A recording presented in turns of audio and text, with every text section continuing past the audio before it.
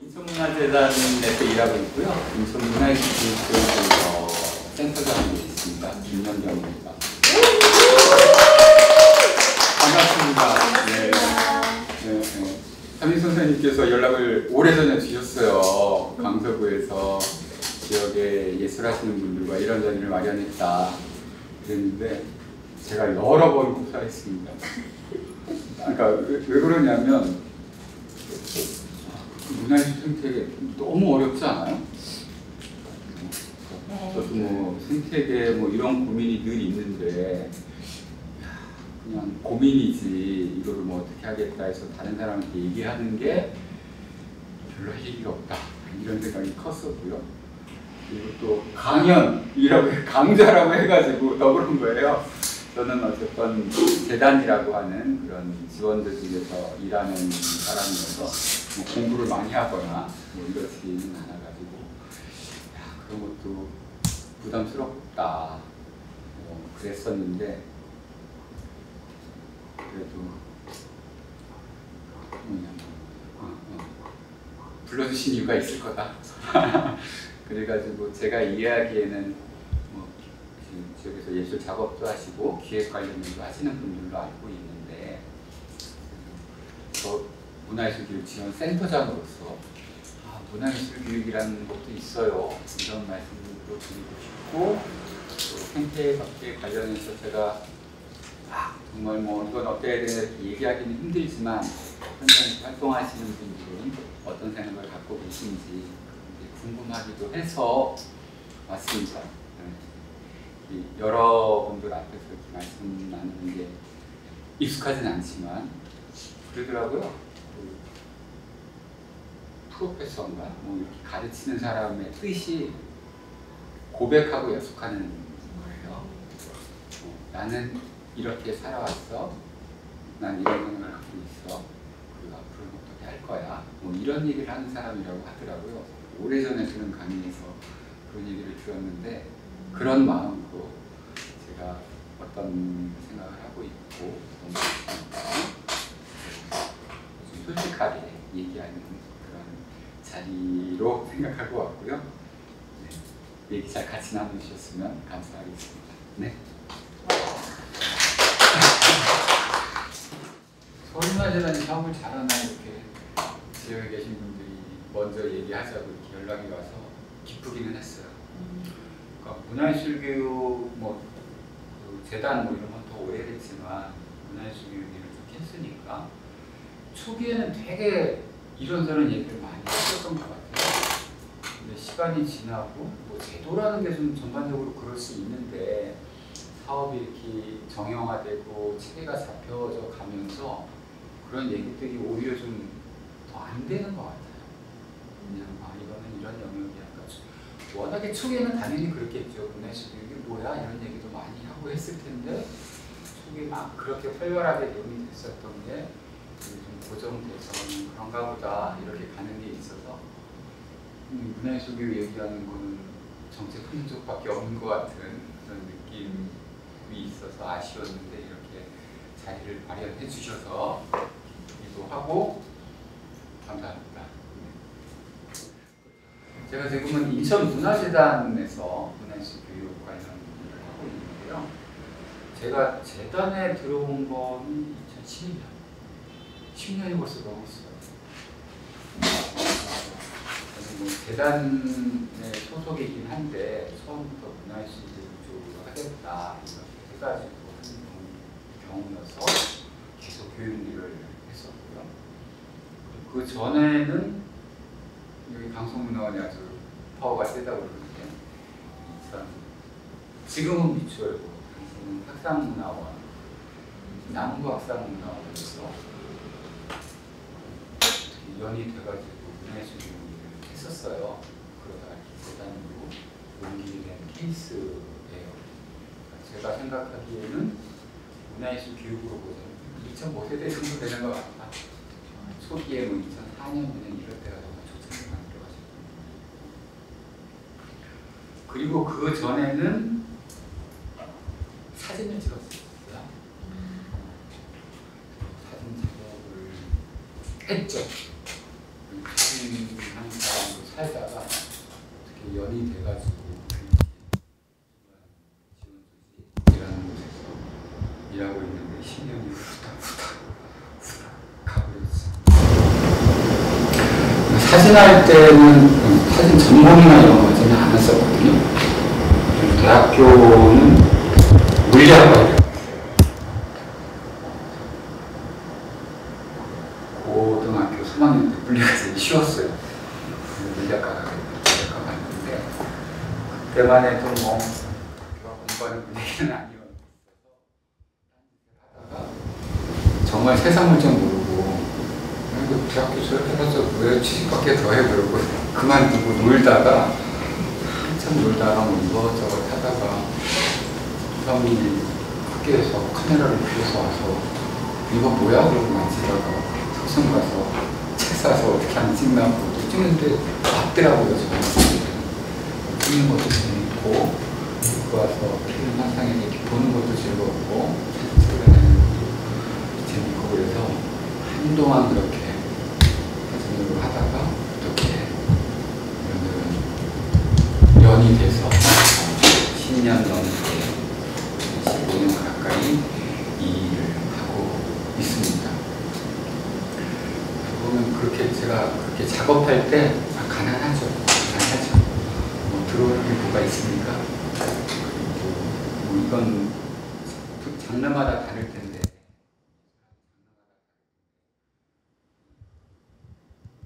작업실 작게 차려가지고 바깥에 이렇게 A4 장장 붙여서 사진 배우고 싶은 사람 와라 앞에서 가르치기도 하고 사진은 좀 일이 있잖아. 촬영하는 일, 행사 촬영하고 뭐 그런 일을 이렇게 했었는데 제가 보면 그때가 제일 제가 자존감이 높았었던 것 같아요. 뭣도 없으면서 세상 뭐 싫은 건 정말 싫고 그런 사람이었어요. 이런 일을 하다 보니까 되게 폭넓은 사람 만나게 되고 그런 상황이 좀 바뀌었어. 자존감은 많이 떨어졌습니다. 얼굴을 받으니까 평판은 좀 좋아졌고 네. 그 어떤 얘기 하겠냐 해서 문화예술교육과 지역예술활동 정도로 잡아서 얘기하면 어때요? 하고 했는데 시작하겠습니다. 네, 주제가 문화예술교육 생태계여서 정말 어떻게 풀어야 돼? 그랬는데 연락 받고 나서 이런저런 생각을 하면서 내가 지금 어떤 생각을 하고 있나를 좀 정리해본 거야. 그러니까 오래됐죠. 문화예술 생태계 얘기하는 거. 늘 같이 따라다니는 말이 선순환 이런 얘기인데 정말 듣기만 해도 기분 좋아지고 아름다운 말 아닙니까? 그러니까 생태계 선순환 이런 거 되면 크게 뭐 하지 않아도 활발하게 잘 굴러갈 것 같은 그런 느낌이잖아요. 근데 그게 어떻게 가능하지? 생각해보면 정말 복잡해. 이런 식으로 가능한 것 같아요. 제가 지금 생각하는 거는 이거 하면서 다른 분들 말씀도 많이 듣고 자료도 찾아보시겠지만 항상 짧은 생각입니다. 자연 생태계랑은 다른 어떤 걸 우리는 생각하고 있다. 같이 지내는 사람들끼리 합의하고 공유하는 그리고 인위적인 적극적인 의도나 노력이 부여된 그런 생태계다. 문화예술의 생태계라는 게 있다면 그런 생각이 좀 들고 그럼 그거랑 비슷한 게 뭐가 있을까? 이렇게 생각해봤을 때 제가 생각하는 건 이런 거예요. 농사. 그냥 알아서 채취하는 거 말고 농사 짓는 거. 근데 지금 많이 짓는 우리가 관행농이라고 하는 농사는 생태계는 아닌 것 같아요. 흙, 양분, 물. 그래서 투입이 되면 그게 산출되는. 어떻게 보면 뭐 공장식인 거죠. 지금 점점 환경이나 이런 것에 대한 관심이 높아져서 농사 짓는 분들도 자연농인이, 유기농도 아니고 자연농인이 하면서 생태적으로 접근하는 방식을 많이들 하시더라고요. 그러니까 그런 게 내가 하는 것과 내가 키우는 작물들이 저절로 되는 것, 흙이 자기 땅의 힘을 잃지 않는 것, 이런 것들이 만들어지는 그 농사 방법이잖아요. 문화예술도 그렇게 빗대어서 생각해 볼 수 있지 않을까 싶고요. 그리고 생태계가, 우리가 하려는 생태계는 야생은 아니에요. 네, 네.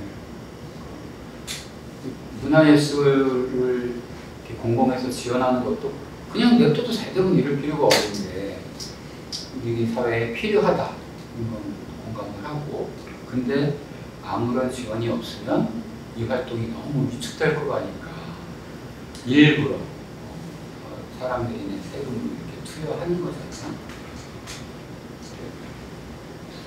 자연적인 그런 야생은 아닌데 또 야생성은 사라지지 않는 그런 거라고 생각해요.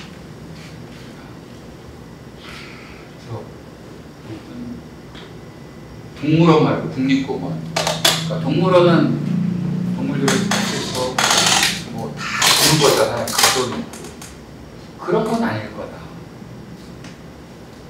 그 동물의 경우에 동물이 자기의 야생을 살면서 자기의 생존이 위급할 때 어딘가에서 그거를 먹이면 먹이, 물면 물, 이런 거를 먹을 수 있게 해주는 게 가까운 것이 아닐까, 이런 생각을 좀 했어요.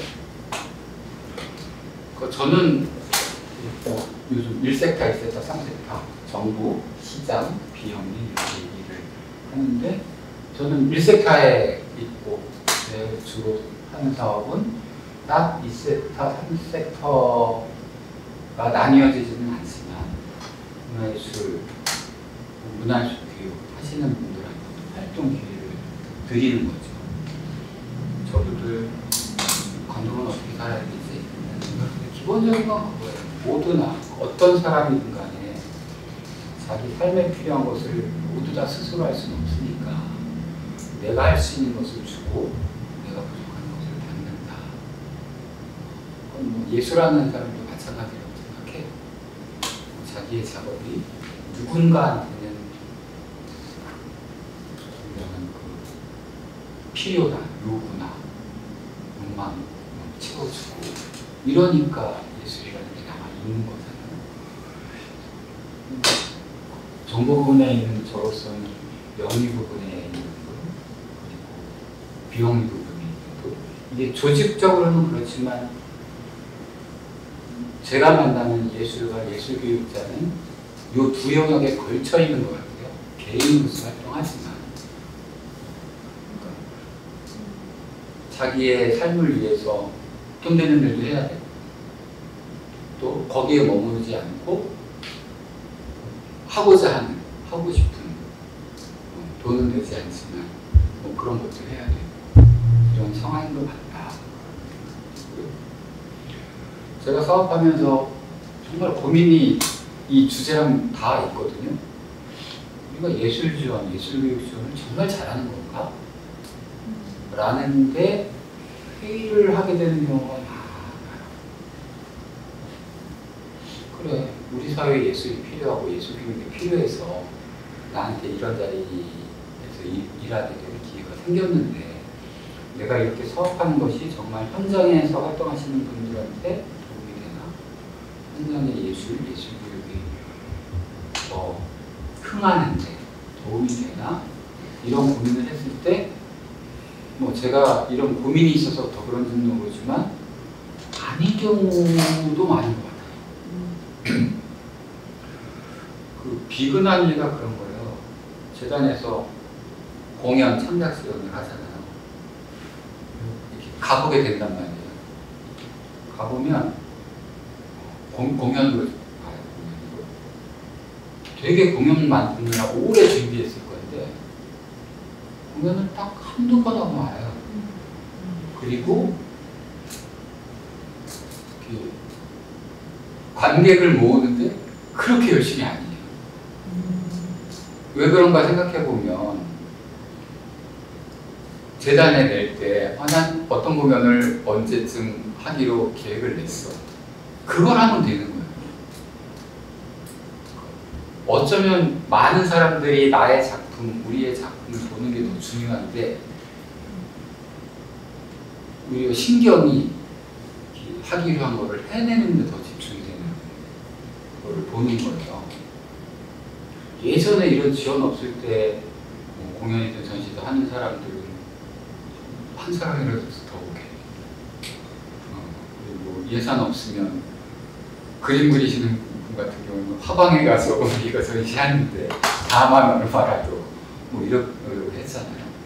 그러니까 기본적인 그런 조건이 만들어지니까 한편으로는 정작 내가 하려고 했었던 것에 좀 약해지는 그런 게 있는 거를 정말 보게 돼서 그런 부분을 하게 되는 거예요. 공연이 더 그럴 수 있지만 교육도 그런 게 있어요. 이렇게 사업 지원하고 해서 교육하는 데 가보면 그 교육 활동 자체가 유지되는 거가 더 중요한 거예요. 내가 이 자리에서 누구를 만나서 이 사람들과 뭘 할까 이것보다 하다가 중단되면 안 되잖아요. 선정돼서 사업을 하고 있는데 그래서 가보면 어떻게 하면 이 사람이 다음 주에도 오게 할까? 잘하게 그냥 친근하게 그냥 재밌게 이렇게 한다는 느낌을 받을 때가 있는 거죠. 그럴 때마다 지원하는 쪽의 책임이라고 봅니다. 그런 걸 어떻게 잘 해야지 그렇지 않을 수 있을까라는 고민을 저희도 관성용 관성 이런 거에서 볼 수도 있지만 그런 거에 소홀할 했지 않나 반성하게 되는데 그러니까 그런 거예요. 예술 활동 할 수 있도록 사회적으로 지원하는 건 맞는데 그럼 어떻게 지원해야 돼? 전 지원 사업하면서 초기부터 생각했었다는 게 지원하는 쪽은 왼손이야. 왼손은 거들고 해줘. 슬램덩크에서 들어갈 때 슛은 오른손이 하는 거고 오른손잡이의 경우에 왼손은 고개를 살짝 받쳐주는 그런 역할이다. 아까 현장에 논의가 좀 적다 이랬었잖아요. 이렇게 사업하다 보면 점점 더 그런 게 많은 거예요. 공모 사업이 있으니까 없으면 안 할 것 같아요. 저 사람이 정말로 하려는 게 뭐였지? 라는 것에 대해서 좀 의문을 갖게 되는 부분이 좀 있어요. 그러니까 제가 그런 것에서 받는 질문은 그런 거죠. 저희가 어떤 사업에 대해서 지원 사업 공모에 대해서 와서 문의하면 이 사업은 어떻게 해야 되는 거예요? 어떻게 해야 선정이 돼요? 이렇게 물어봐요. 그러면 저는 그렇게 어떤 걸 하고 싶으신가요? 그러니까 이 지원이 길어지고 뭐 이렇게 어떻게 되면 체계적화되고 안정화되면서 오히려 그런 고민은 좀 덜하지 않나. 내가 누구를 만나고 싶은지, 작업이 어떤 작업을 하고 싶은지, 교육 같은 경우는 내가 갖고 있는 경험이 어떤 건데 이거를 어떤 시민들이랑 만나서 어떤 얘기를 하고 싶은지에 대한 게 시작은 그거라고 보는데 그걸 적어두고 이 사업에 맞춰서 자기를 맞추려고 하는 경향 그런 게 제가 있는 현장에서 보면 아시죠? 그러니까 그런 심정을 모르는 건 아니에요. 어쨌든 지원 신청하면은 심의라는 기분 좋지 않은 그런 절차를 거쳐서 이렇게 하게 되니 나의 것을 다른 사람한테 맞춰야 될 것 같은 그런 상황이 있다는 것을 이해하지 못하는 말은 아니지만 제가 만나는 심의위원분들은 그 심의 현장에서는 되게 막 듣기 싫은 얘기도 할 수 있는데 그런 얘기를 못 알아듣는 분들 아니에요. 오히려 그런 분들 얘기하고 지원 사업을 다친달까 그런 장면을 보는 게 저로서는 아쉬운 거. 그래서 저는 생태계 보존을 하게 되는 거예요. 지원을 어떻게 해야 현장에서 생산하고 자기 에너지를 가질 수 있을까라는 고민을 저는 입장은 다르겠지만 제 위치에서는 그렇게 해야 되고 그런 생각을 하고 있고 그래서 누구를 만나든 오랫동안 활동하신 분이건 처음에 하고자 하시는 분이건 교육하시는 분들한테는 지원서 뭐 하고 뭐 정책 이해하는 거 좋다. 제가 그런 말씀을 드리죠. 하지만 내가 하고 싶은 게 뭔지 그거를 먼저 결정하셔라. 모든 지원 사업이 되게 지향이 강하기도 하지만 그거에 맞춰 들어가는 순간 예술하시는 분들은 다 그런 거 하실 텐데 그게 자기 작업이어야 되잖아요. 그러려면 자기가 하고 싶은 걸 해야 되는데 자꾸 맞추니까 그러면 문화예술 교육도 점점 재미없어지고 이렇게 현장에서 지원하는 쪽이랑 예술 활동, 예술 하시는 분들 사이에 이런 줄다리기면 줄다리기 이런 게 있어야 되는데 그런 게 좀 옅어지는 것 같다. 제가 이런 시에서 저는 생태계를 다니서 이런 고민이 있다. 그래서 먼저 드리겠습니다. 정리하려고 보니까 안 되더라고요. 안 되더라고요. 저는 오늘 이 자리에서 교육이 예술 작업 하시는 분들은 그건 내일 아니야 이렇게 생각하실 수 있는데요. 아니다라는 말씀을 드리고 싶은 거예요. 뭐 꿈은 그렇죠. 내가 하는 작업으로 돈을 벌 수 있으면 저는 예술가 하면 좋죠. 내가 그림 그려서 팔아서 그래 그걸로 나의 작업을 계속 하셨으면 좋고요. 뭐 실현 이런 거 하시면 그 행위를 해서 그걸 받아서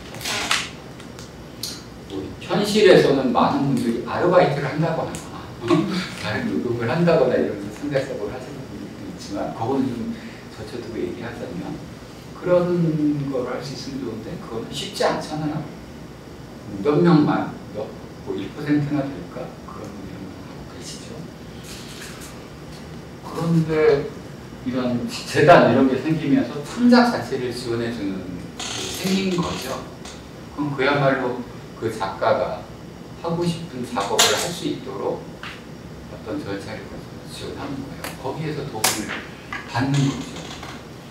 그렇게 지원 형식으로 하는 게 있고 또 프로젝트 형식으로 하는 것도 있어요. 그러니까 자기 작업을 아니지 당신의 작업을 하세요 하고 지원하는 게 아니라 인천문화재단이고 뭐 다른 재단이나 혹은 어디에서 우리는 공공적으로 이런 지향에 이런 사업을 하려고 할 때 그걸 같이 할 예술가들을 찾는 거죠. 그런 활동으로 하는 경우도 있는 것 같고요. 얼마 전부터는 예술인 복지재단 이 사업들이 처음에는 복지재단에서 하다가 점점 광역재단으로 사업이 옮겨가고 있는데 예술인 지원센터 이런 경우가 생겼어요. 몇 년 안 됐어요. 이거는 창작을 직접 지원하는 게 아니라 창작할 수 있는 여건 이런 거를 좀 보완해주는 그런 거예요. 사업이 여러 가지가 있는데 창작 공간 임대료 지원 뭐 이런 식의 사업도 있고요. 코로나 뭐 이런 거 지나면서는 심리 상담 그런 상담 같은 거, 건강 뭐 이런 거에 관한 거, 기본적인 삶에 관한 지원도 점차 좀 생기고 있어요. 그런 것도 그런 것도 있으니까 확인해 보시고 작업하실 때 도움을 받으실 수 있을 것 같고요. 제 주변에서는 개인 후원 받는 분도 있더라고요. 그림 그리시는 분인데 자기 회원을 모집해서 정기적으로 자기 작업을 보여드리고 소식도 드리고 초대도 해서 뭐 하고 그렇게 하는 경우도 계시더라고요. 창작 활동에 관한 지원. 당연히 이거는 다 아실 거라고 보는데 교육도 지원해요. 저는 교육을 딱 이렇게 나눠지는 거는 아니지만 학원 하신다고 실기강습이랑 사회적 가치를 제가 좀 인위적으로 나눈 거예요. 제가 보기에는 이렇게 교습 이런 거가 되게 오랜 전부터 잘 됐던 건 그런 것 같아요. 판소리 민요 배우시는 거. 보따리 싸들고 밥 싸들고 수지하시는 댁에 찾아가서 배우고 이러잖아요. 사람들이 많지는 않지만 스스로 자기의 예술적인 기량을 쌓기 위해서 자기 돈 쓰는 거를 마다하지 않는 그런 분들이 계시는 것 같아요. 학원 뭐 이런 게 이런 쪽이겠죠. 뭐 학원이 사회적 가치 이런 걸 무시한다는 얘기는 아니고 나누어 보자면 그리고 공공정책 쪽에서는 하는 게 문화예술 교육이죠. 문화예술 교육이 이 말 때문에 그런데 가르치는 사람이 있고 배우는 사람이 있고 근데 문화예술을 가르치는 거야. 그렇게만 접근한 게 아니라 그거를 공공학이 지원하는 이유가 있을 거 아니에요. 그곳에 그 지향을 가진 교육활동을 지원한다 이런 거예요. 그 문화예술 교육도 창작만큼이나 재미있고 의미 있는 작업일 수 있다라는 말씀을 오늘 드리고 싶습니다. 정책 얘기로 먼저 할게요. 2003년, 2004년 이때 문화예술 교육이란 말이 생기고 사업이 만들어지고 예산이 만들어져서 점점 커왔어요. 2004년 창의한 거 두꺼운 책인데 이때가 정말 문화예술 교육 이런 거의 시작이라고 볼 수 있어요. 그리고 하면서 사업 생기고 예산 만들고 이렇게 세웠거든요. 2015년에 지원금을 한국문화예술교육진흥원 설립하고 문화예술교육은 중앙정부에서 주도해서 사업이 만들어지고 추진되고 확대되어 왔어요. 창의하는 거 제목만 봐도 그렇죠. 우리에게 필요한 건 창의성이야. 창의성 키우는데 예술교육이 역할을 할 거야. 그런 걸로 하면서 시작이 됐습니다. 문화의 창의성을 키워주는 인큐베이터라고. 여기서 한 말씀 더 드리고 싶은 건 이때만 해도 문화예술 교육이 생길 때는 현장에 계신 분들의 제안이 그걸 받아들인 거예요. 그냥 정부가 먼저 한 게 아니라 이 현장에서 활동하고 계시던 분들이 교육이 필요해. 문화예술 교육으로 명명하자. 이래서 정책이 시작된 거예요. 방송문화재단 준비하고 계신다고 잘 안 되고 있지만 그렇게 말씀하셨는데 인천문화재단도 그럴 때가 많지 않거든요. 민간에서 먼저 모임이 만들어지고 2, 3년 토론을 하고 이러면서 그걸 시가 받았어요. 많은 지자체에서는 그냥 지자체에서 먼저 추진하는데 인천은 그 초기에 되게 민간에서의 그런 목소리와 논의가 되게 활발했어요. 그러면서 만들어져서 초기에는 정말 인천문화재는 무서울 게 없었죠. 시민들의 지지를 딱 받고 있으니까. 근데 이제 5년, 10년 어떻게 가면서 감사받고 뭐 예산 잘 되고 이러면서 조금 시에 밀리고 있는데 그러니까 시민들의 지지가 되게 중요해요. 이게 처음에 이렇게 해서 그래서 처음에는 예산도 돈이 없으니까 복지 예산 조금 막 끌어다 썼어요. 그러다가 정책 수립에서는 창의적 인재 요구한다. 창의적 인재가 필요해. 근데 기존의 예술 교육은 어떻게 가요? 지금이라면 좀 상황이 달라질 수 있는데 기존의 예술 교육이 이슈 중심이었다. 그 당시 얘기입니다. 그리고 삶의 맥락과 떨어져 있다. 그래서 문화예술교육이라는 말을 만든 거예요. 사전에 찾아보면 문화예술교육이 있을걸요? 영어권에서도 그냥 예술교육이지. 우리 기존의 예술교육에 대한 변화가 필요하고 그런 예술교육이 개개인의 창의성을 키울 수 있다. 라는 게 정책 추진의 배경입니다. 그리고 이게 정책화되면서는 공적인 가치를 하게 되니까 크게는 시민적 사업으로 창의성, 문제의 능력, 삶의 예술을 키워가고 국가적으로는 창의적 인재 양성에서 우리나라도 잘 살아보자. 정책입니다. 이런 것도 지원법이나 이런 데 포함되어 있는 내용이에요.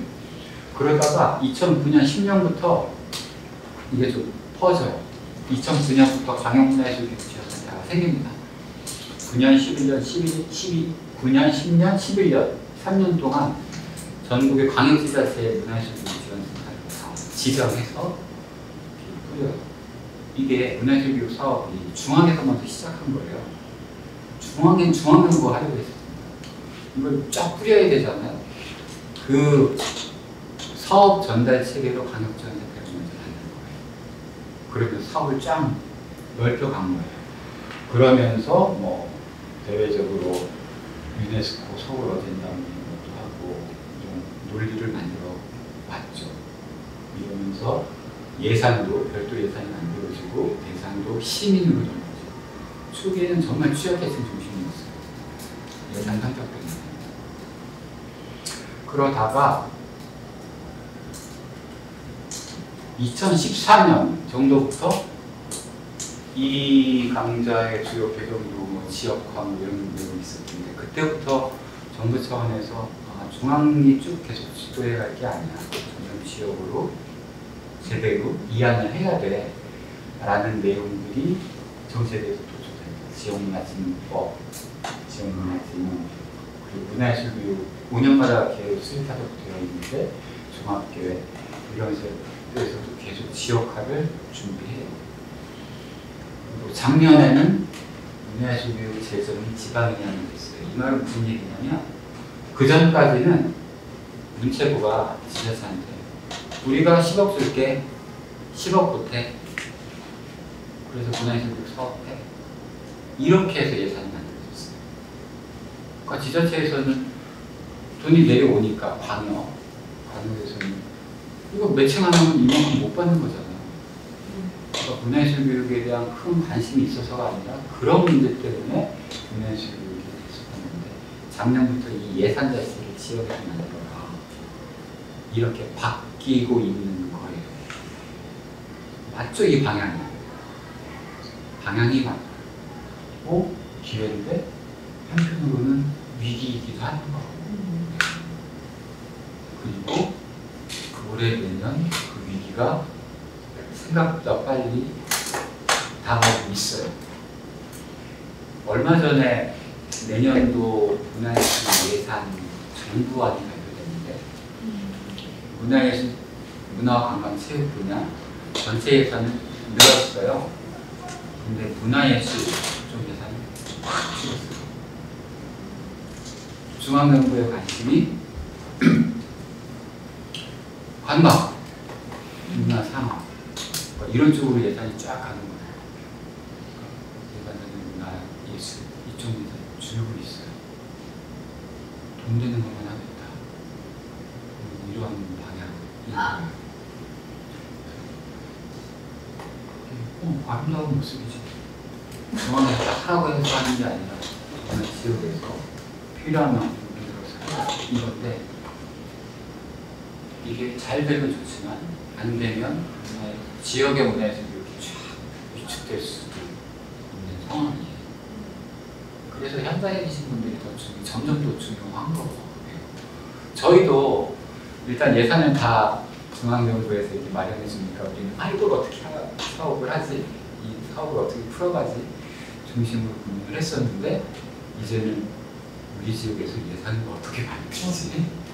이 돈을 어떻게 구해내야 되지? 그런 부분을 같이 해야 되는 때가 된 거예요. 우리는 지자체한테 약합니다. 잘못 보이면 아주 사사건건 지자체한테 강하신 분이 저희도 하겠지만 지역화, 자치 이런 강조되는 이름이 있어서 쭉 왔는데 정부 정책이 바뀌면서 갑자기 이게 결과적으로 지역원인지 나 몰라 이렇게 될 수도 있는 상황이다. 2018년 이런 생각을 했었어요. 한국에 문화예술교육 주는 건 있고 전국 광역지자체 광역문화예술교육지원센터 있어. 이제 기초문화예술교육지원센터 만들어야 돼. 그게 딱 기초문화예술교육지원센터일 수도 있고 혹은 뭐 그냥 기초 단위의 뭐 다른 거일 수 있지만 지금은 정책적으로는 문화예술교육만 보자면 중앙정부에서 광역까지는 내려오는 건데 그 아래로는 아직 안 가고 있는 거예요. 지금 서울문화재단도 그렇고 저희도 그렇고 기초문화재단이 문화예술교육의 사업을 예산을 편성하고 사업을 추진할 수 있도록 우리는 어떤 역할을 할까 그런 걸 하고 있어요. 그래서 논의도 하고 같이 토론을 한다거나 기초재단이 그런 활동을 할 수 있도록 예산을 만들어서 기초재단을 준다거나 그런 것을 하고 있습니다. 지역화라는 정책의 흐름이 있고 정책이 그렇다고 다 생각이 달라지는 건 아니니까 현실적인 어려움도 있다. 2차 문화예술교육 종합계획 K문화예술 2차 계획은 누구나 모든 사람이 지금 참여를 넓히겠다. 더 가까이 좋죠. 멀리 가지 않아도 내 공간 주변에서 문화예술교육을 접할 수 있도록 하겠다. 그리고 기본적으로 문화예술교육의 내용, 지향, 이런 걸 튼튼히 하겠다. 협력 강화하겠다. 라고 2022년에 연구에서 올해 초에 수립된 종합계획입니다. 각 지역에서도 광역단위 문화예술교육 계획을 다 수립했어요. 큰 방향은 이럴 거고 계획은 훌륭한데 인천도 이 계획대로라면 향후 5년간 10여 억의 예산 증액을 계획해놨으나 기존 유지 확보하는 것도 어려웁니다. 네. 제가 이 자료는 좀 원래 자료는 문화예술교육인데 초기 접근하는 분들한테 하려고 했었던 자료인데 현장에서 작업하시는 분한테는 그 얘기 하나 할 필요 없는 것 같아서 저는 이 얘기 하나면 다 될 것 같아요. 문화예술교육 제가 이렇게 하게 되면서 이런저런 뭐 자료들 보면 그러잖아요. 경험으로서의 예술이라는 책이 자주 언급되더라고요. 제가 초기에 못 보는 뒤늦게 봤어요. 전 이게 예술교육에 관한 책인 줄 알았어요. 근데 이러고 보니까 아니더라고요. 예술에 관한 책이더라고요. 예술은 이런 거야 라는 것에 관한 이런 책이더라고요. 근데 왜 이렇게 교육이랑 맞냐 싶었더니 제가 생각하기에 그래 예술가도 이렇게 키워야 돼 문화예술교육 그런 내용으로 해야 돼 라는 생각이 드는 거예요. 그 여러 내용 중에서 저도 끝까지 다는 못 봤습니다. 첫 장은 살아있는 생명체의 경험 미적 경험의 근원이고요. 첫 번째에서 예술작품, 그거죠. 예술에 담겨있는 것은 경험이다 라는 주장이 이론이에요. 예술작품은 경험과 더불어 경험 속에서 만들어진다. 그쵸? 보통 사람들이 예술작품은 인간의 경험과 관계없는 거라고 생각할 수 있다. 예술작품은 그 작가의 천재적인 번뜩이는 뭐 이런 거라고 그런 신화가 있잖아요. 아니다. 모든 예술작품에는 그 작가의 경험이 능축되어 있고 어떤 사람이 그걸 보고 감동을 한다면 그게 자기 경험과 연결되는 지점이 있어서 그런 거다 라는 거죠. 그리고 예술은 예술가의 전문이 아니다. 모든 사람은 예술가일 수는 없지만 모든 사람이 예술적 활동을 하고 있다라는 거죠. 제가 저거 못 지었습니다. 가정에 활용하는 교육으로 그거는 제가 먼저 있던 거 고치다가 빼고 못 지었어요. 종사하는 것이나 다루다까지. 그리고 이런 연극, 음악, 그림, 건축의 여러 예술은 뭐 극장, 화랑, 박물관은 아무 관련이 없는 거다. 우리 삶의 일부분이었으며 삶의 현장으로 자연스럽고 한식으로 사용되던 것이다. 예술에 관한 건데 문화예술 교육이 얘기하는 게 다 이런 거거든요.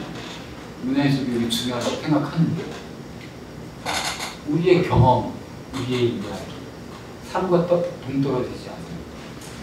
근데 이 책은 그게 예술이라고 합니다.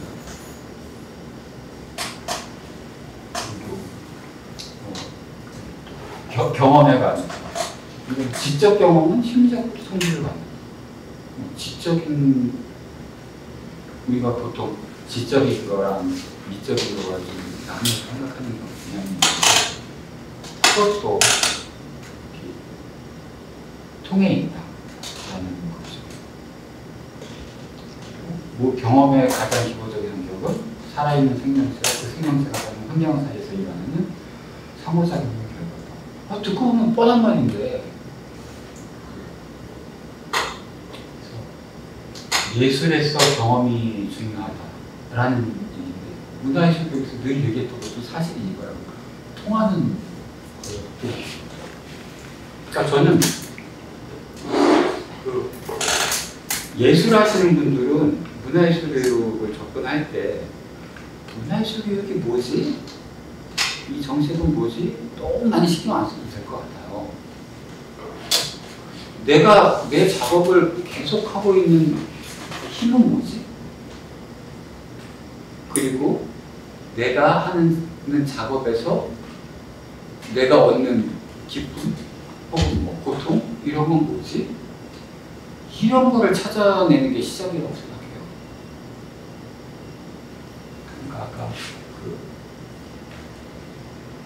교육이 창작만큼 재밌을 수도 있다 이런 거가 그렇거든요.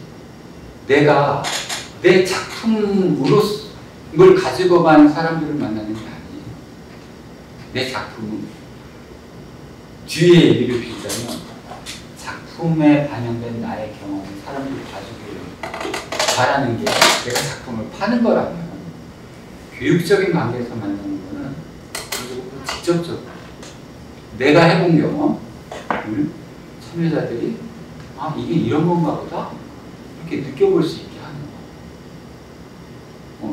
문화예술 교육을 설명하고 이해하는 여러 가지 그 다양한 방법들이 있지만 저는 예술 하시는 분들은 이렇게 얘기하는 게 제일 쉽지 않을까 싶어요. 무엇을 가르쳐? 이게 아니라 내가 지금 하고 있는 이 예술이 뭐지? 나에게 뭐지? 그거를 잘 찾아내서 그 경험을 해보도록 하는 거. 저는 이게 문화예술 교육. 영상교육 오래 하시는 분, 오래 하고 있는 분들 얘기 들으면 참 인상적이었던 게 영상교육 하시는 분이에요. 중고등학교 때 이렇게 학생들 만나서 가르치고 이랬어요. 영화는 대본 같이 만들고 촬영, 그 감독, 역할 나눠서 조명 이런 거 쭉 하잖아요. 근데 그러고 나서 7, 8년 지나서 다시 찾아오는 애들이 있어요. 영화 하고 싶다. 근데 그 아이들이 그 당시에 학생의 적에 잘했던 아이들이 아니에요. 촬영을 하는 사이 뭐 이랬었던 친구가 아니에요. 다시 찾아오는 친구들은 영화로 만들고 싶은 뭐가 있어요. 그걸 하고 싶더라고요. 네. 예술 가지고 그렇지 않아요? 내가 그림을 잘 그린다고 그림을 계속하는 거 아니에요. 내가 사진을 잘 찍는다고 사진을 계속하는 건 아니에요. 사진을 계속 찍으려는 자기 동기, 필요 뭐 이런 게 있어야 되는 거잖아요. 그런 거라고.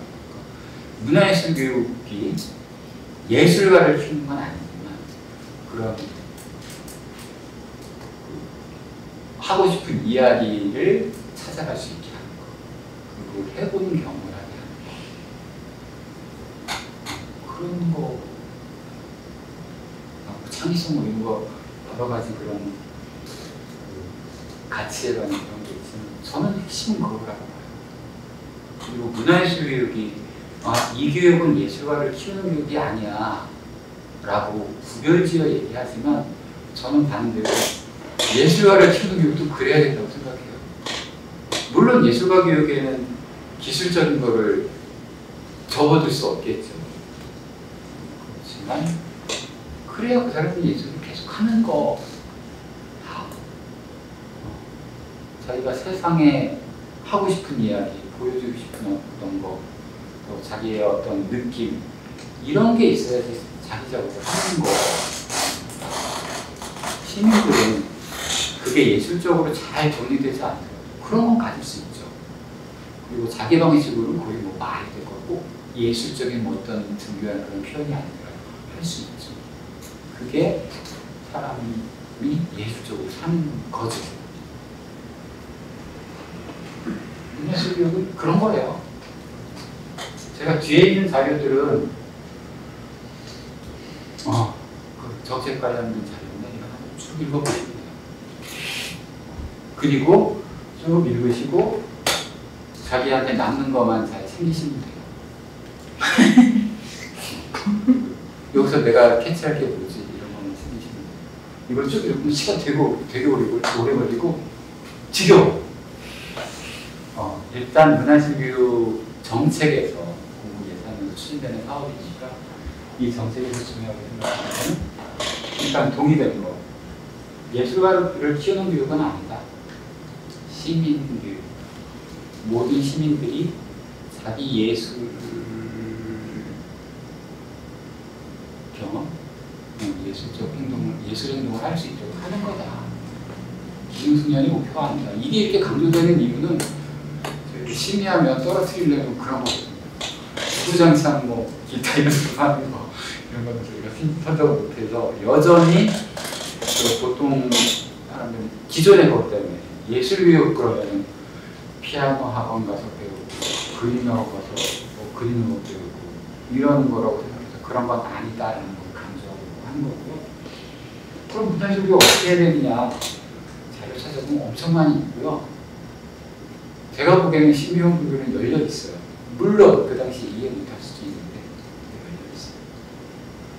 저는 그 심의원도 때로는 설득해야 된다고 생각하거든요. 정말 내가 만나는 사람들과 하고자 하는 경험이 뭐지? 이거를 어떻게 해야 할 수 있지? 에서 만들면 되는 거. 자료들은 되게 많아요. 참고하시되 전 핵심은 예술하는 게 뭐지? 이건 나한테 어떤 의미지?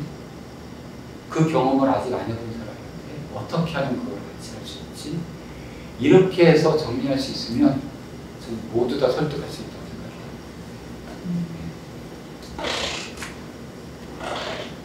생각해요. 이런 거 다 정리가 이 책에서 안 나옵니다. 나중에 읽어서 보세요.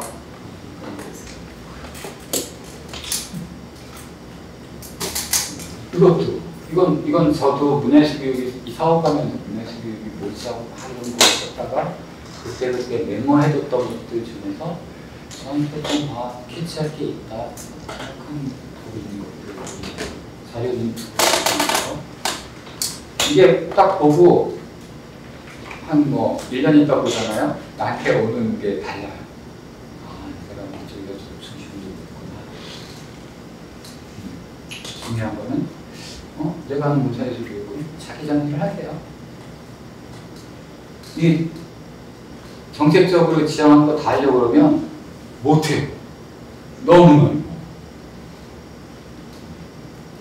중요하게 정책에서 중요하게 생각하는 게 뭔지 이해하셔야 되고 알 수 문화예술 교육 이런 걸 하시고자 하면 그럼 나는 이런 것 중에서 내가 하고자 하는 어떤 건지 이렇게 자기 정리하시면 됩니다. 네. 문화예술 교육이 저는 요즘에는 교육이란 말이 제일 어려워요. 교육 때문에 이게 딱딱해지는 것 같아요. 사람들 어디다 모아놓고 몇 시간 동안 교육을 해야 되고 또 가르쳐야 될 것 같고 제가 이렇게 교육하시는 분들 찾아가서 종용하게 되는 말 중에 하나가 그런 거 있는데 나중에 발표회 같은 거예요. 공연 전시가 됐건 뭐 공연이 됐건 발표회가 되고 나서 딱 봐서 내가 봤는데 참 기특하다. 이러면 절반은 실패. 딱 가서 봤는데 이랬어? 그러면 잘하는 거죠. 내가 예술작품을 보고 감동할 때 그림 잘 그렸어. 이거 갖고 평가하는 거 아니죠. 나는 몰랐는데 이런 느낌이 있었어. 이런 거죠. 그러니까 자기 눈으로 보고 해야 되는 거는 교육이 있으니까 가르쳐주는데 우리 지역은 이래! 이렇게 가르쳐주려고 뭐 연극은 이런 거야. 그림은 이런 거야. 이렇게 자꾸 가르쳐주려고 그러는데 방법 중에 하나는 스스로 보고 찾아내고 발견하고 이런 과정을 여기는데 여기에서 너무 중요하고 재밌는 거다 라고 생각합니다. 그러니까 예술하면서 산다는 게 그런 거를 감각하고 인식하고 보통 사람들이 예술적으로 산다는 게 그런 거 같아요. 누가 나한테 명확한 걸로 이렇게 하지 않아도 내가 그걸 느끼고 그 의미를 알아채고 하는 거. 그래서 그거를 자기의 이야기로 하건 뭐로 표현하면 그거를 정말 정교하게 해서 하는 사람들이 예술가입니다. 그렇게 살아가는 게 예술적으로 사는 것 같아요. 나는 별도 못 보고 하늘도 안 보고 살고 있으니 네. 저는 광역재단에서 일하잖아요. 이게 더 넓은 범위로 갈수록 좁아요, 좁아. 접하는 게 좁아요. 저희가 오래전에 이런 거 관련한 토론을 한 적이 있었는데 그때 제목이 그런 거였어요. 분절된 정책, 분리될 수 없는 삶.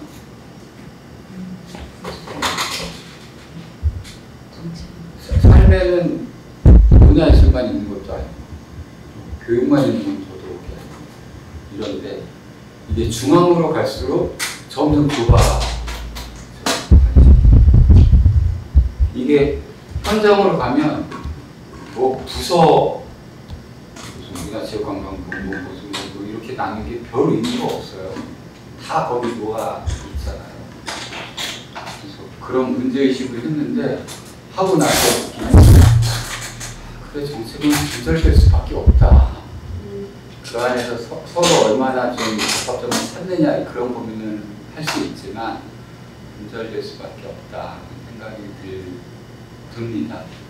그러니까 현장에서는 딱 문화예술 교육 이렇게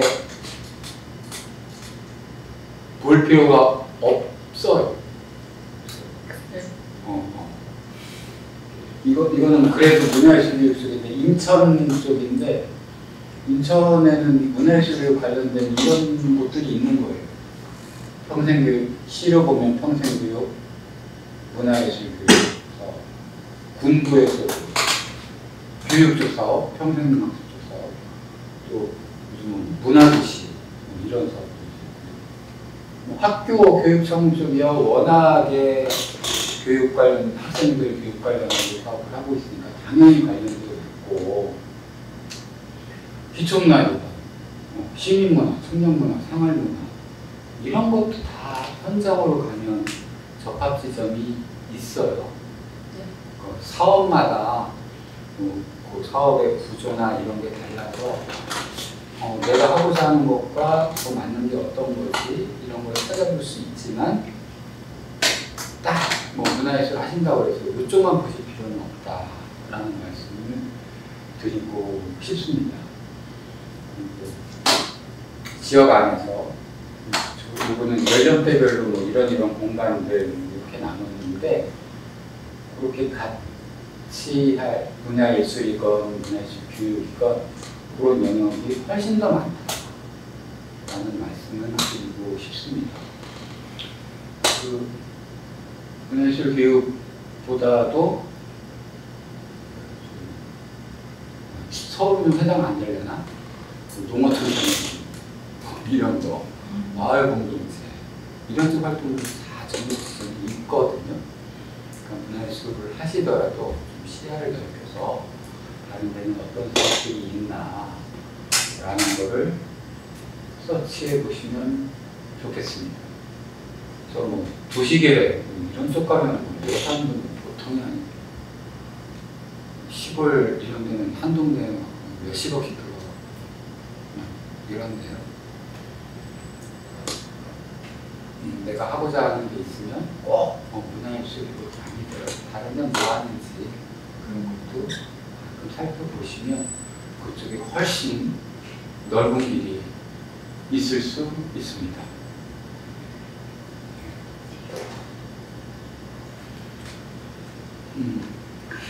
그 문화예술 교육으로만 보면 어쨌건 학교는 적합 만날 지점들이 있어요. 다른 전체적으로 전국적으로 하고 있는 것 같은데 한 아이를 기르기 위해 온 마을이 필요하다. 이런 것을 이런 철학을 배경으로 학교에서 마을과 연계해서 어떻게 교육할 것인지 학교 교사가 아니라 지역에 계신 분들이 학교에 와서 하는 교육 기회를 만들려고 하고 있어요. 마을 교육 과정. 그리고 교육혁신지구 뭐 이런 데서는 그것뿐만 아니라 학생들이 학교 바깥에서 동네에 있는 공간에서 하는 마을 학교라고 하거든요. 그런 것도 관심이 있습니다. 마을연구교육과정이나 마을학교 이런 쪽도 살펴보시면 문화예술 교육으로 활동할 수 있는 공간을 찾을 수 있을 것 같고요. 평생교육, 마을공동체, 도시재생, 문화도시 이런 데도 다 그런 영역들이 있죠. 잊지 말아야 될 것은 삶과의 연관성, 통합되고 엮일 수가 있습니다. 아까도 말씀드린 얘기지만 문화예술 교육은 자기의 창작 경험을 나누는 거라고 이해하는 게 제가 생각하기에 그게 제일 가깝습니다. 모든 사람들이 자기 감각을 조금 더 열고 거기서 자기의 생각, 감정을 정리하고 그렇게 해볼 수 있는 시간을 주는 것, 이런 활동을 에도 관심을 가져 주십사 이렇게 부탁을 드립니다. 이거는 현재 올해 지원센터 사업인데요. 대개는 행정적인 이유로 등록단체 대상으로 지원을 하게 돼요. 정산 뭐 이런 문제 때문에 사업이 이렇게 쭉 나뉘어져 있지만 단체를 공모해서 하는 그런 식의 사업이 많고요. 일부 사업에서는 개인이 참여할 수 있는 그런 사업들이 있습니다. 그리고 저희가 조금 더 주도적으로 계획하고 지역에 사시는 분들 섭외해서 이렇게 하는 게 있고요. 세부적인 사업명이나 추진 뭐 이런 체계는 다르지만 서울문화재단도 이런 식의 사업을 대체적으로 하고 있습니다. 서울은 인천보다 훨씬 문화예술 교육에 대해 관심이 많죠. 시도 그렇고 예산도 크고 그리고 인천은 그런 거 못하고 있는데 서울에서는 서서울예술교육센터인가 그쪽에 공간을 내서 작가들이 얼마 동안 입주하면서 작업도 하고 사진을 만들고 그런 것도 해요. 공간이 사무실 한켠에 책상 의자밖에 없어가지고 그런 거 못하는데 서울문화재는 훨씬 더 다각적이고 문화예술교육 전용 공간들도 좀 있고 교육청에도 있죠. 교육청에서 운영하는 공간도 있고. 근데 인천도 굉장히 멋진 곳 있잖아요. 네. 그거 필통. 필통? 칠통마당? 네. 생활문화센터예요, 칠통마당. 그건 달라요. 칠통마당은 기본적으로는 시민들이 자기의 모임 공간, 연습 공간, 쓰는 공간이에요.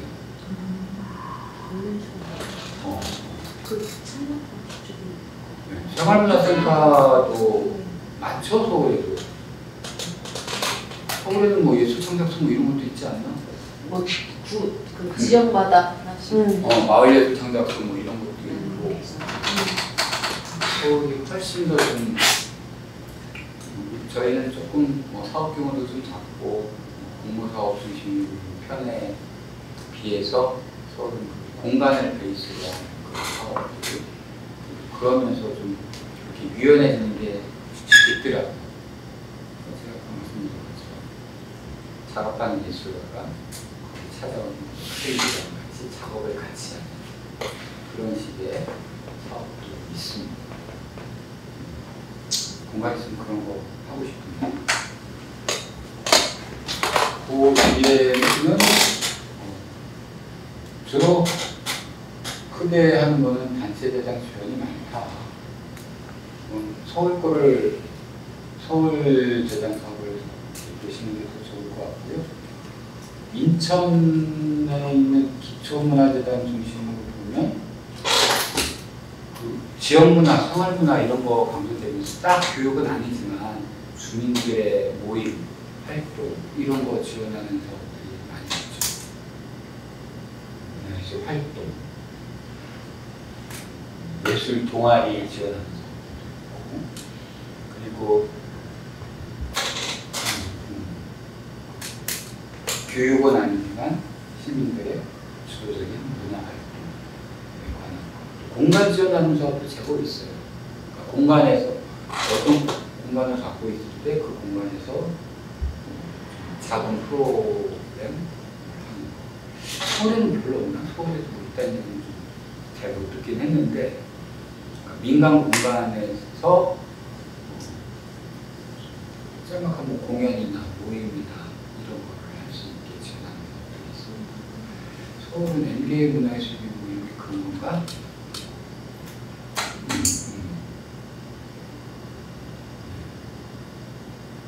시민 쪽은 점점 사업이 확대되고 있는 편이죠.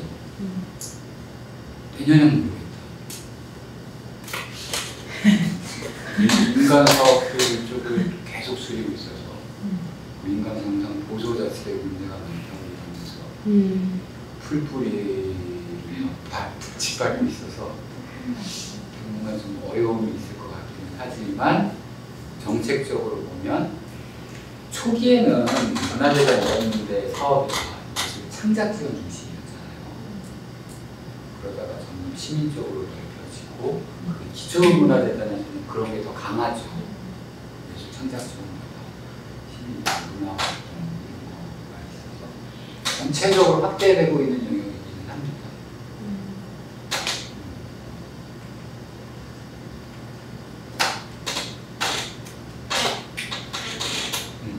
기초재단 같은 경우는 인천 같은 경우에 보면은 그 재단에서 하는 프로그램에 지역에 있는 분들을 주민 강사 신청을 받아서 하는 그렇게 사업하는 경우도 있고요. 말씀드렸듯이 공간, 카페, 서점 이런 데서도 소소한 문화 프로그램 할 수 있도록 지원합니다. 그 강사료를 지원해 주는 거예요? 그러니까 이 생활문화 공간 거점 이런 거 같은 경우는 딱 뭐를 지정하지 않고 지역 규모가 크진 않아요. 뭐 2, 300 이런 걸 받아서 이런 식의 모임을 할 수도 있고 또 프로그램으로 할 사업 계획이 전체적인 드러나고는 있고요. 기초문화재단에서 더 관심이 있죠. 광역문화재단만 해도 조금은 더 예술가로 중심이라는 시민대상 사업들, 기초문화재단이 아무래도 광역보다는 현장이랑 더 가까우니까, 주민이랑 더 가까우니까 시민대상 사업이 더 비중이 큽니다. 생활문화 동아리 활동 지원 식으로 하는 경우도 있고, 인천 같은 경우는 예술 동아리 이런 분들 있는데 그 필요에 따라 때로는 전시나 뭐 전시하는 경우에 전시 홍보비 뭐 이런 거 소소하게 주민 시민들의 모임 활동을 지원하는 경우도 있습니다. 필요할 경우에는 뭐 전문가도 모셔서 교육을 받을 수도 있고, 작게 자체하는 경우도 많이 있고요. 마을 공동체 이런 쪽 사업에서도 주민들이 하는 거 이런 사업을 하고 있으니까 그런 쪽도 볼 수 있을 것 같고요.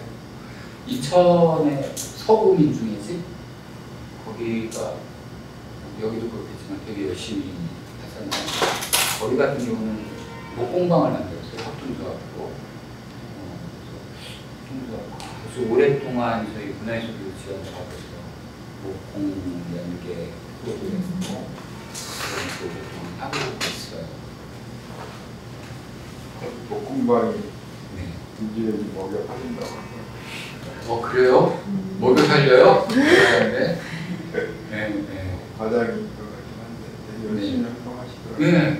그러니까 그 모델이 저희로서도 좋은 거예요. 보통 문화예술교육하면 어디 적당한 공간 찾아서 공간 사용해 가는 거예요. 그래서 그날만 딱 만나서 하고 다른 데는 볼 수 있잖아요.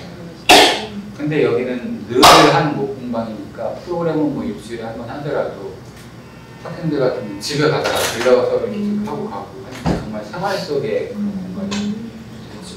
네.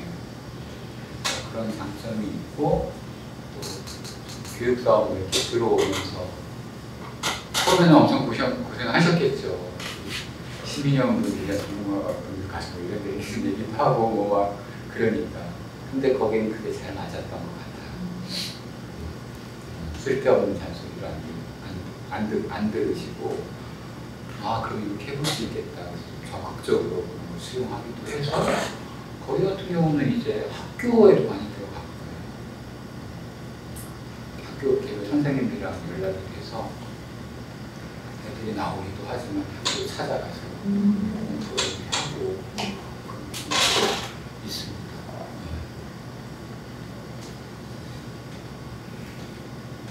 그리고 자료는 엄청 많다.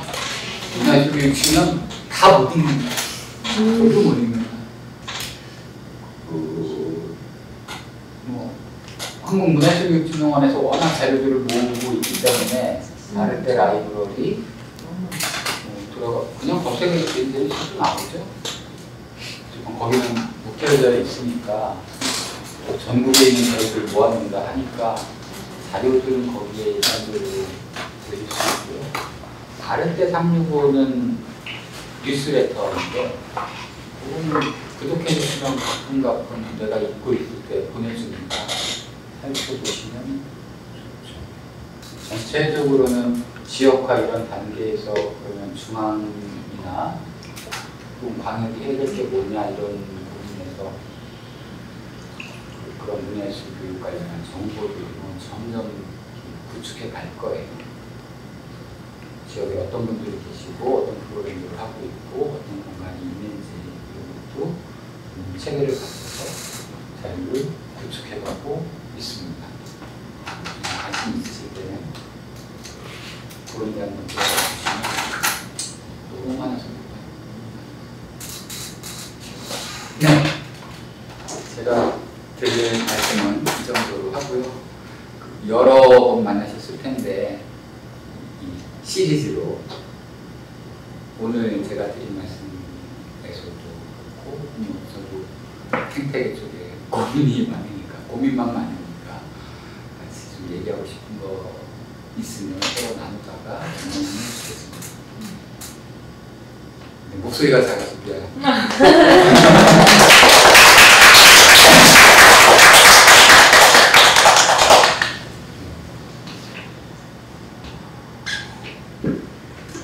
저도 듣고 싶었어요. 도대체 어떤 말씀을 하실까? 최혜자 선생님 오실 때 꼭 오려고 했는데 진짜 갑자기 처리할 일이 생겨서 몰랐습니다. 최혜자 선생님 엄청 많은 얘기 하신 것 같은데 한국 문화예술 정책을 싹 하신 것 같아요.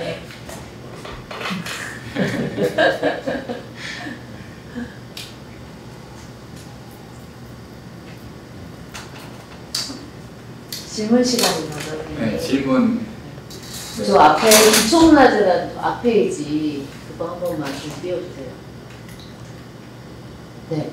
여기 기초문화재단? 네, 요거. 네. 기초문화재단들이 지금 인천에도 구마다 인천에는 네. 지금 5군데 있어요. 5군데. 인천은 기초지자체가 10군데거든요. 오랫동안 부평만 있었다가 4년, 5년부터 서구, 연수구,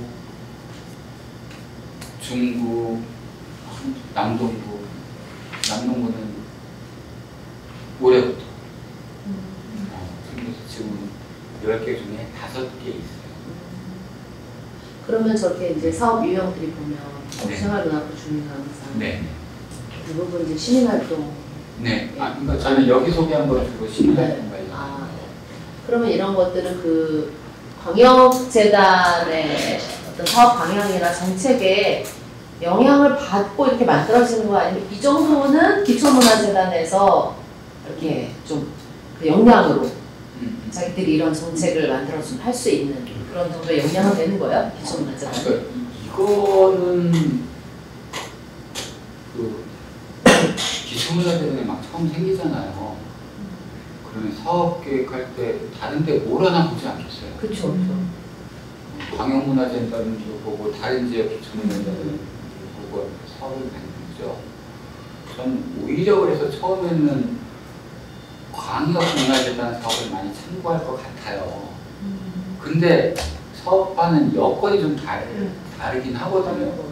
그러니까 기초문화재는 아무래도 또 주민과의 직접 대면할 것도 많고 사업 수익도 그렇고 우리처럼 공모로 쫙 뿌리고 이럴 예산 규모도 안 되고 실제 추진하는 사업이 많을 것이고 그러다 보면 또 그에는 또 얼마나 청장님들께서는 시민들의 문화 체감에 관심이 있으시겠습니까?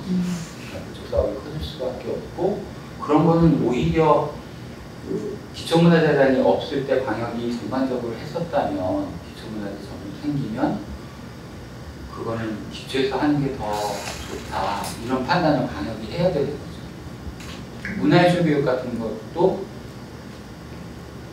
기초문화재단이 잘하면 더 잘하는 경우가 많거든요. 훨씬 더 마을 지역 현장과 가까이 있어서 저는 길게 보면은 특히 시민이라는 사업은 기초문화재단이 더 역할을 해줘야 된다고 생각을 하고 광역은 그 모든 기초재단에 기초지자체에 재단이 있는 것도 아니고 그런 상황이니까 그 이행 과정을 통해서 광역은 어떤 역할을 해야 될지를 광역이 살피를 같이 던지면서 그런 걸 해야 된다고 생각하고 근데 한편으로 또 기초문화재단은 재단마다 워낙에 상황이 달라요. 중점적으로 추진하는 사업도 다르고 광역만 해도 그래도 다 비슷비슷한 면이 있다면 기초는 정말 달라요. 기초지자체의 여건, 문화시설, 청장의 의지 뭐 이런 거에 따라서 너무 달라요. 인천의 5개 중에서 교육으로만 보자면 2군데는 의지도 있고 뭐 이렇게 저쪽에서 하고 어디는 아직 그럴 경험이 없고 어디는 되게 관심은 있는데 예산이 없어서 못하고 상황이 딱 일괄적으로 얘기하기가 힘들어요. 길게 보면은 시민들이랑 만나는 영역은 기초재단이 할 수 있는 영역이다. 그렇지 않겠냐. 이렇게 많은 분들이 이렇게 동의하는 것 같아요. 그러면 타 기초문화재단 거 이제 참고하고 거기서 네. 좀 배울 거 배우고 그렇게 해서 네. 이렇게 독립적으로 네. 정책이나 사업을 할 수 있냐는 질문이었어요, 제가. 그러니까 좀 구청이나 이런 데서 혹은 상위 기관에서 그런 사업 방향을 설정하고 이런 거에 개입하거나 아니면 어떤 뭐 하달한다거나 정책을 그런 거로부터 독립적인 질문이 듭니다. 기초문화재단은 기초지자체 영향이 엄청 크죠. 그러니까 구청 네, 구청장 영향이 엄청 크죠. 구청장이 바뀔 때 확 바뀌는 거예요. 광역은 그 여파가 좀 적은데 기초는 정말 영향을 많이 받아요. 광역은 근데 시장 그런 것도 영향을 받지 않나요? 받죠. 받는데 상대적으로 기초가 훨씬 더 큰 영향을 줘요. 저는 그 네. 부분에서 저는 이제 제가 현장에서 애들이랑 이제 네. 어른들을 가르치는 입장에서 저는 문화보다 교육 쪽에 더 봤을 때 네. 그게 굉장한 한계인 것 같아요. 그러니까 정책에 의해서 정권을 누가 잡느냐에 의해서 교육은 한 개인에게 굉장히 오랜 시간 어떤 중심축을 잡아서 이 사람이 예술교육이라는 건 이 사람의 내면에 뭔가를 끌어내야 되는데 그런 걸 끌어내는 건 개인차가 굉장히 많이 있잖아요. 개인이 소비해야 되는 시간도 많고 근데 그거를 어떤 정책에 의해서만 변절되고 내지는 강사가 수시로 바뀌고 강사가 개인 사정으로 바뀌고 그러니까 이게 그러니까 월급 구조잖아요. 솔직히 이렇게 보면 문화재단 안에서 예술 강사라고 하는 건 결국엔 월급 받는 월급쟁이라는 시스템인데 그러면 이 사람이 예술 교육이라고 하는 거를 지속성, 연속성 아니면 이 사람이 가지고 있는 예술성에 대해서 얼마만큼 이 사람들한테 그러니까 피교육자한테 들어갈 수 있느냐는 이 시스템 전체에서 조금은 한계가 있지 않을까 항상. 왜냐면 저는 제가 자영업이잖아요. 제가 잘해야만 사람들이 오잖아요. 그러니까 저는 사실은 공교육도 약간은 이 자영업이나 이런 시스템을 조금은 얹어야 된다고 저는 생각이 들어요. 내지는 또 자영업자들은 공교육적인 어떤 류의 마인드 내가 하는 이 예술이 단순히 내가 이걸 먹고 사는 것 이상으로의 값어치가 있는 어떤 행위라는 거를 계속해서 인식을 해야 이게 사회복 교육이 갖고 있는 단점을 극복하고 이게 영속성을 갖고 있을 수 있다고 생각이 저는 좀 들어요. 네, 그렇습니다. 잘 나가시는 사교육 원장님께서. 저는 잘 나가지 않아요. 그래요? 저 입시도 아니고요. 네. 저는 그냥 제 스타일대로만 가르쳐요. 스타일대로 하면서 살아남으면 잘 나가시는. 와. 저는 특히 미술 뭐 이런 거는 정말 학원 잘하시는 분 있으면 좋겠어요. 그러니까 약간 저는 네. 이걸 보면서 양쪽에 한계가 있잖아요. 그러니까 정책은 아무리 해도 어쨌든 정책이고 네. 현장에서를 못 듣잖아요. 네. 그러니까 공교육처럼 학교가 시스템 안에서 지금 논란이 있는 것처럼 네. 선생님들이 아무리 애정이 있어도 불특정 다수의 문제라는 거예요. 불특정 다수의 아이들을 봤기 때문에 한계가 있어요. 교육이라는 게. 근데 학원이라고 하는 건 미술을 좋아하는 사람, 미술이 필요한 사람, 어쨌든 나를 좋아하는 사람, 선생을 좋아하는 사람들이 온단 말이에요.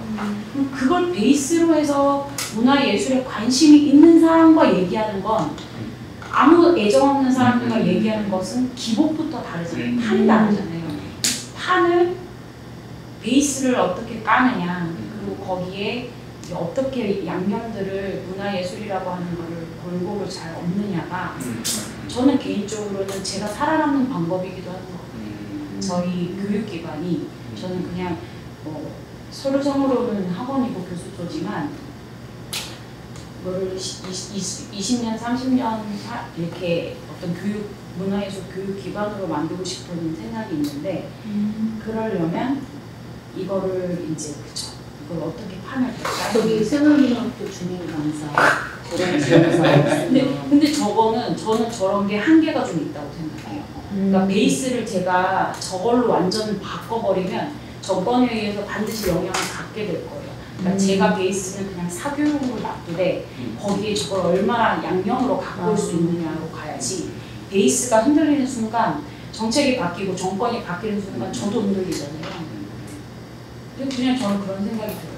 그러니까 아무도 침범할 수 없는 베이스는 제가 만들고 거기 위에 정말 뜻있는 젊은 예술 작가들을 굉장히 다양한 영역의 사람들을 어떻게 그 사람들도 먹고 사는 걸 어느 정도 해결해 주면서 이제 일반 시민 대중들과 어떻게 만나게 해주냐 그런 거를 고민하고 있어요.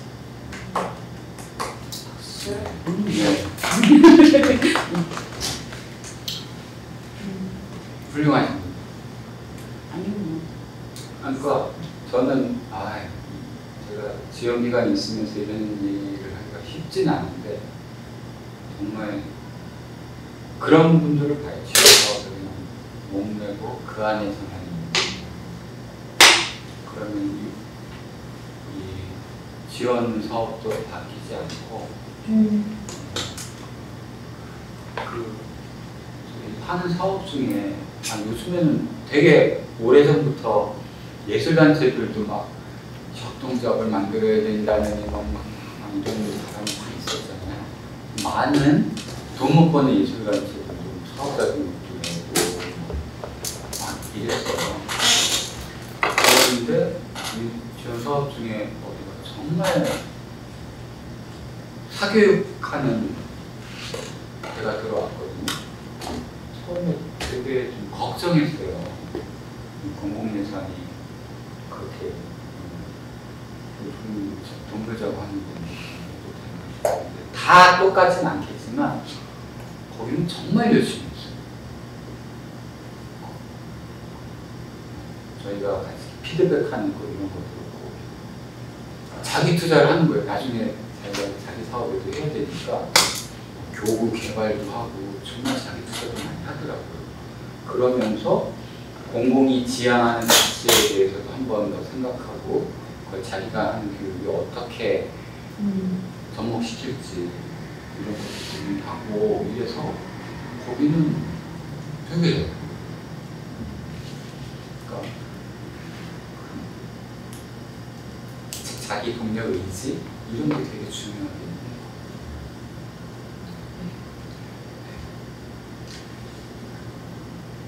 문화예술교육이 또 어려운 게 이게 다른 데로 좀 확산되기 어려운 게 또 잘 안 되고 있는 이유 중에 하나는 이게 다른 데서 하는 교육보다는 되게 비용이 높은 편이거든요. 재료 뭐 이런 것도 있지만 다른 데 어디서 선생님이 두세씩 들어가요. 그런 경우가 없잖아요. 그러니까 여기서 한 경험을 그대로 다른 데서 갈 수 있는 조건이 있는 데가 거의 없죠. 그러니까 더 이게 그래 한 10몇 명 되는 아이들이랑 동료교사 두셋이서 좀 딱 하는데 다른 데는 혼자 하라고 그러고 이러니까 더 넓혀지지 않는 것도 있기는 한데 그런 게 지원 사업 하시는 분들은 줄타기를 잘 하셔야 되는 것 같아요. 이것만 하지 마시고 어디서는 벌어서 어디서는 좀 쓰더라도 이런 지원 사업을 정말 자기 변화의 시도나 어떤 거 활용할 수 있는 상황이 제일 좋기는 하다 이상적으로. 실제 그렇게 하시는 분도 있어요. 어떤 분 아까 그 영화 교육하고 7, 8년에 찾아왔던 그분은 학교랑도 개별적으로 하고 업체라고 해요. 회사. 그분 얘기는 회사 거긴 돈 많대. 장사는 별로 안 해도 되는데 기업 비용 받아서 돈 남겨서 이 돈으로 같이 하는 사람들 워크숍하고 공부하고 그런다는 거. 자기 영역을 딱 어느 사업 하나만 아니라 여러 두루두루 관계하면서 그걸 어떻게 자기 위치를 잡을지 그런 구상이 있어야지 가능한 거예요.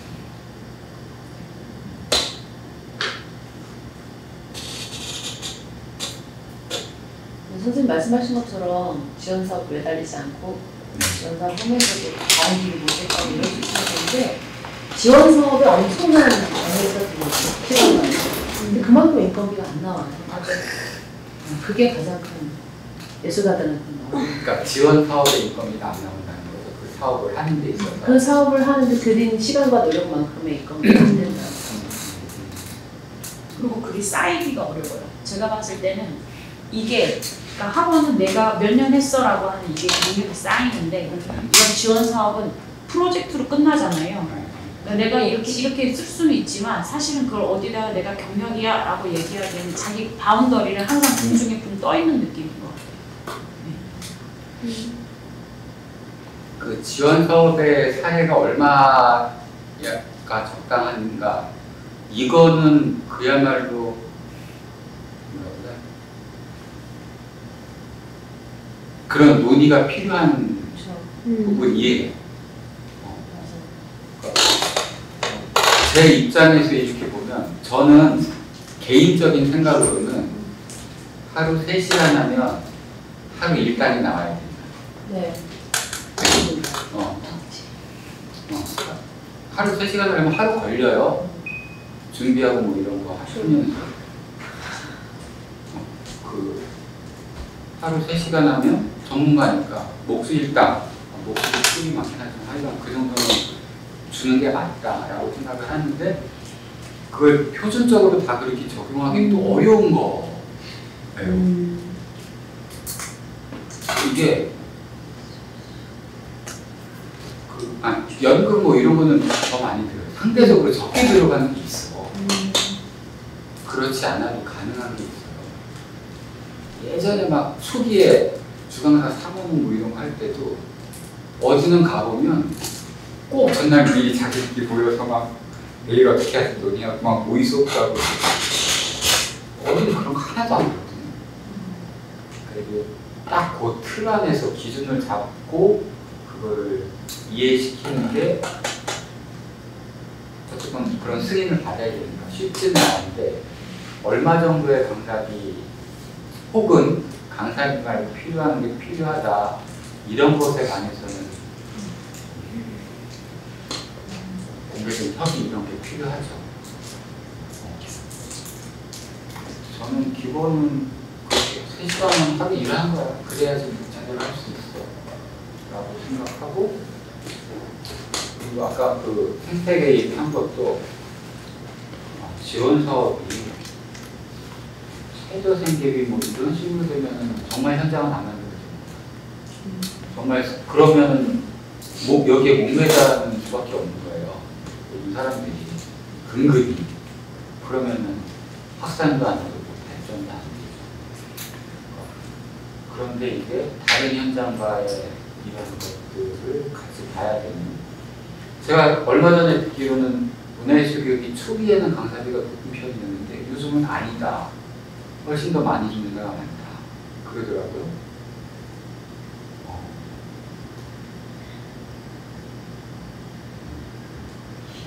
좋은 일이다. 다른 데 가셔라. 이쪽을 굶어 죽게 해서 안 올릴 수 없게.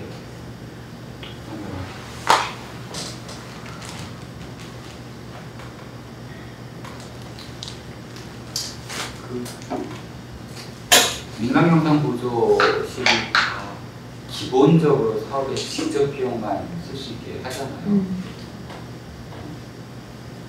그런 좀 재정 예산 용도의 기본적인 한계도 있긴 하고 기획비 이런 거 거의 없잖아요. 서울은 챙겨주더라고요.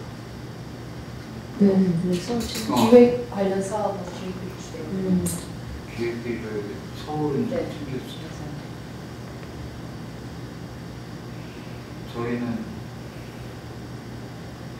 교육에서 기획비는 프로그램 기획, 그럼 강사비에 녹여야 된다.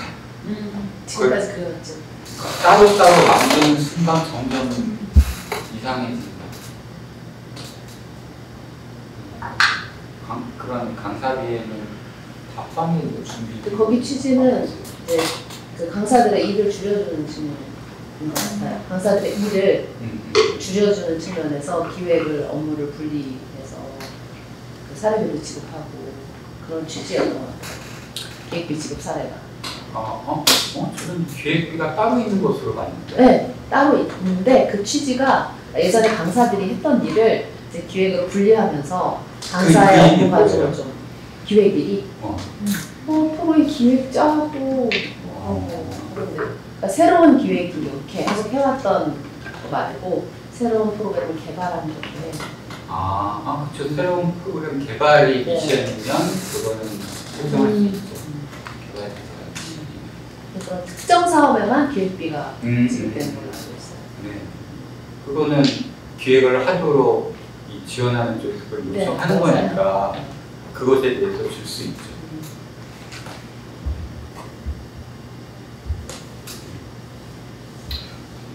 다음이 마지막이죠. 네. 잘 정리가 되고 계시니까 9시 됐습니다. 네. 잘 들어주셔서 감사합니다. 네, 감사합니다.